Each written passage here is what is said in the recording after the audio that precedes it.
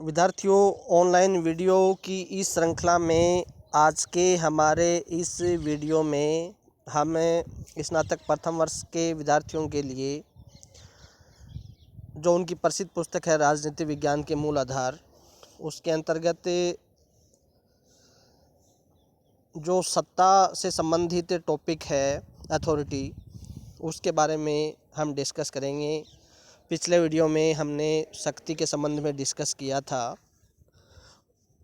देखिए, सबसे पहले हम कॉन्सेप्ट ऑफ अथॉरिटी यानी सत्ता की जो अवधारणा है उसको समझने का प्रयास करेंगे कि सत्ता क्या है। देखिए, सत्ता जो है उसका संगठन में एक प्रकार से वही स्थान होता है जिस प्रकार से मानव शरीर में आत्मा का स्थान होता है। यदि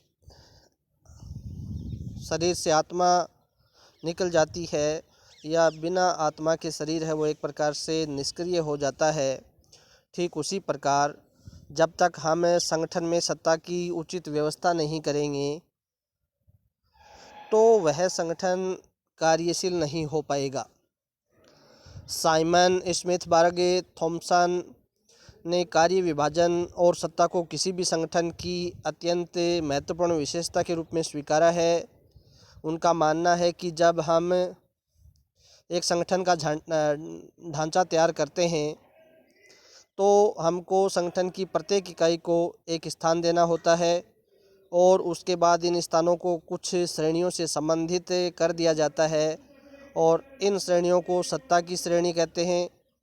वस्तुतः सत्ता वह सूत्र है जो संगठन में विभिन्न समूहों की प्रक्रियाओं को परस्पर एक दूसरे से जोड़ता है। सत्ता को प्रशासन में एक प्रकार से प्रबंधकीय जो कार्य हैं उनकी कुंजी के रूप में माना गया है, क्योंकि परंपरागत जो संगठन विचारधारा संगठन को अधिकार संबंधों का अंतर्जाल मानती है। सत्ता को प्राय शक्ति से संबंधित किया गया है और उसे आदेश देने और उसके पालन करवाने के अधिकार की संज्ञा एक प्रकार से दी गई है। उस एवं प्रवर व्यक्ति की वह क्षमता जिसके आधार पर वह निर्णय के साथ साथ अधीनस्थों के व्यवहार को प्रभावित करता है, उसको हम सत्ता की संज्ञा देते हैं। यह संगठन की ओर से किसी व्यक्ति को कुछ करने के लिए दी गई एक प्रकार की आज्ञा है। हेनरी फयोल जो प्रसिद्ध विद्वान हुए हैं, उन्होंने ये कहा है कि सत्ता आदेश देने का अधिकार है और उसे पालन करवाने की शक्ति है। एलन ने कहा है कि भारार्पित कार्यों के निष्पादन को संभव बनाने हेतु सौंपी गई शक्तियाँ एवं अधिकार हैं वो सत्ता कहलाते हैं। पीटरसन ने भी यही कहा है कि आदेश देने और उसके पालन की आज्ञा को अधिकार सत्ता कहा गया है। डेविस ने भी कहा है कि सत्ता निर्णय लेने और आदेश देने का एक प्रकार का अधिकार है। थियो हेमन ने कहा है कि सत्ता वह वैधानिक शक्ति है जिसके आधार पर अधीनस्थों को काम करने के लिए कहा जाता है, उनको बाध्य किया जाता है और यदि मान लीजिए कोई आदेश का उल्लंघन करता है तो आवश्यकता अनुसार उसके विरुद्ध अनुशासनात्मक कार्यवाही है वो संपन्न की जाती है। यहाँ तक कि उनको कार्य से भी पृथक या अलग किया जा सकता है। उपयुक्त यदि हम परिभाषाओं को ध्यान में रखें तो औपचारिक अधिकार सत्ता के सिद्धांत पर आधारित है और मानकर चलती है कि सत्ता उच्च स्तर से पैदा होती है तथा प्रत्यायोजन के जरिए नीचे पहुँचती है। तो संक्षेप में हम ये कह सकते हैं कि सत्ता जो है वो आदेश देने का अधिकार और उसे पालन कराने की शक्ति है। जो उच्चस्थ व्यक्ति है वो अपने अधीनस्थ व्यक्तियों को एक प्रकार के आदेश जारी करता है, उनका एक प्रकार से प्रत्यायोजन रहता है। ऊपर से लेकर नीचे तक के सभी जो अधीनस्थ कर्मचारी या जो व्यक्ति हैं वो उनके आदेशों की पालना करते हैं और यदि मान लीजिए कोई उच्चस्थ अधिकारी के आदेशों की पालना नहीं करता है तो उसके विरुद्ध अनुशासनात्मक कार्यवाही की जा सकती है, उनको एक प्रकार से दंडित किया जा सकता है। Mary Parker Follett, Robert Tannenbaum, Bernard Simon और अन्य मानव संबंधी स्कूल विचारकों का कहना है कि जब तक अधीनस्थ उच्चाधिकारी के आदेश या विचार को स्वीकार नहीं करते तब तक उच्चाधिकारी का वह आदेश या विचार सत्ता नहीं माना जा सकता। सत्ता तब अर्थपूर्ण बनती है जबकि व्यवहार में अधीनस्थों द्वारा उसे स्वीकारा जाता है। इस दृष्टि से साइमन की निम्न परिभाषाएं महत्वपूर्ण हैं। अधिकार सत्ता निर्णय लेने, अन्य व्यक्तियों की क्रियाओं को मार्गदर्शित करने की एक प्रकार की शक्ति है। यह दो व्यक्तियों के बीच उच्चाधिकारी और अधीनस्थ का एक प्रकार का संबंध है। उच्चाधिकारी निर्णय लेते हैं और इस आशा के साथ प्रेरित करते हैं कि अधीनस्थ द्वारा उनका पालन किया जाएगा। अधीनस्थ ऐसे ही निर्णयों की अपेक्षा उच्चस्थ अधिकारियों से करते हैं और उनके व्यवहार उनसे निर्धारित होते हैं।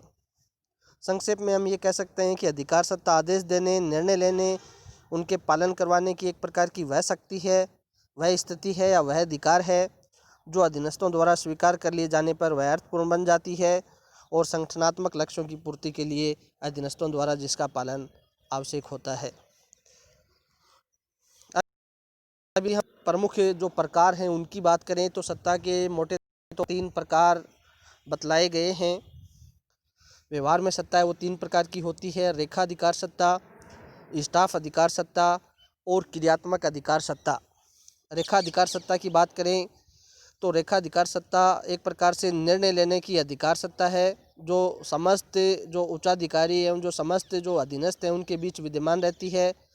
यदि आदेश के एकता के सिद्धांत का अतिक्रमण न किया जाए तो रेखा अधिकार सत्ता संबंध संगठन के उच्च स्तर से नीचे स्तर तक के प्रत्येक व्यक्ति तक पहुंचते हैं। थियो हेमन लिखते हैं कि रेखा अधिकार सत्ता आदेश देने के अधिकार की सत्ता है। यह वह अंतिम अधिकार सत्ता है जो अन्य व्यक्तियों को निर्देशित करती है, उन्हें निर्णयों, योजनाओं, नीतियों, लक्ष्यों के अनुरूप कार्य करने को कहती है।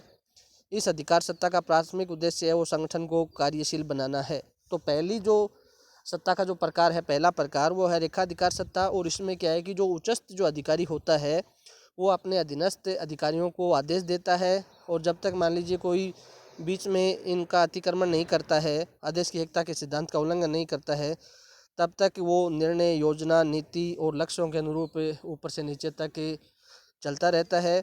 तो इसको एक प्रकार से रेखा अधिकार सत्ता है उसकी संज्ञा प्रदान की गई है। दूसरा है स्टाफ अधिकार सत्ता।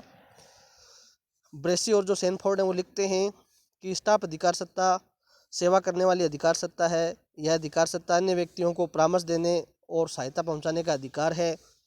यह अन्य व्यक्तियों के लिए निर्णय लेने की अधिकार सत्ता नहीं है। रेखा अधिकार सत्ता लंबवत प्रभावित होती है और अधिकारी अधीनस्थ संबंध स्थापित करती है, जबकि जो स्टाफ अधिकार सत्ता है वो परामर्शदात्मक संबंधों की स्थापना करती है और किसी भी दिशा में प्रवाहित हो सकती है।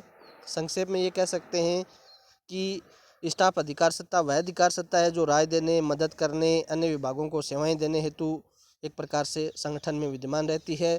तो यदि बात करें हम स्टाफ अधिकार सत्ता की, तो स्टाफ अधिकार सत्ता का जो मुख्य उद्देश्य होता है वो परामर्श देना, राय देना, मदद करना, अन्य विभागों को सेवाएं देना, इस प्रकार के जो कार्य हैं वो स्टाफ अधिकार सत्ता द्वारा संपन्न किए जाते हैं।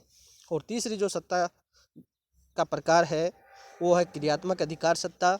यानी क्रियात्मक अधिकार जो सत्ता है वो एक प्रकार से निर्णय लेने की अधिकार सत्ता है, लेकिन निर्णय लेने का ऐसा अधिकार किसी क्रिया विशेष तक ही सीमित रहता है, भले ही यह क्रिया कोई भी व्यक्ति या विभाग संगठन में कहीं भी करता हो।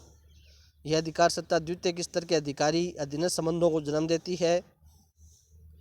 यह अधिकार सत्ता आदेश की एकता के सिद्धांत का उल्लंघन करती है, जिससे विकट संगठनात्मक समस्याओं को जन्म मिलता है।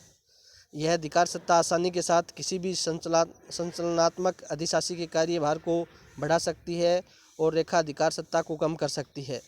थियो हेमन जो हैं वो इस अधिकार सत्ता को सावधानी के साथ प्रयुक्त करने की बात करते हैं। इस अधिकार सत्ता को सीमित अधिकार सत्ता के नाम से जाना जाता है। इस काज से अपूर्ण अधिकार सत्ता से नहीं बल्कि किसी क्रिया विशेष के संबंध में निर्णय लेने या आदेश देने तक ही सीमित होने से है।